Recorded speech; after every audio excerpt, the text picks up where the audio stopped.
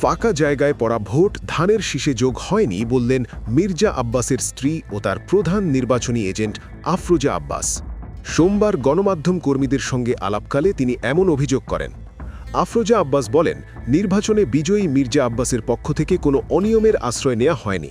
তিনি জানান, নির্বাচনে তিনি প্রধান এজেন্ট ছিলেন বলেই সব কেন্দ্রে যাওয়ার তার অ্যাক্সেস ছিল। তিনি নিয়ম বহির্ভূতভাবে কোনো কেন্দ্রে গিয়ে প্রভাব বিস্তার করেননি। তিনি অভিযোগ করেন, নির্বাচন কমিশনের নির্দেশ থাকা সত্ত্বেও কেন্দ্রের দায়িত্বে থাকা প্রিসাইডিং অফিসাররা ফাঁকা জায়গায় পড়া ভোট ধানের শীষে যোগ করেনি, বরং তারাই অনিয়ম করেছে।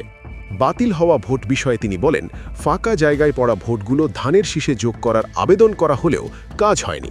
এমনটা হলে মির্জা আব্বাস আরও কয়েক হাজার ভোট বেশি পেতেন। এদিকে ১২ ফেব্রুয়ারির নির্বাচনে মির্জা আব্বাস ৫৯,৩৩৬ ভোট পেয়ে বিজয়ী হন। তার নিকটতম প্রতিদ্বন্দ্বী নাসির উদ্দিন পাটোয়ারি পেয়েছেন ৫৪,১২৭ ভোট। তবে এই ফলাফল না মেনে নির্বাচন কমিশনে ভোট পুনর্গণনার আবেদন করেছেন নাসির। তিনি আবেদনে আইনানুগভাবে বাতিল ঘোষিত ভোট ধানের শীষের ভোট থেকে বাদ দিয়ে নতুন করে ফলাফল প্রকাশের অনুরোধ জানান।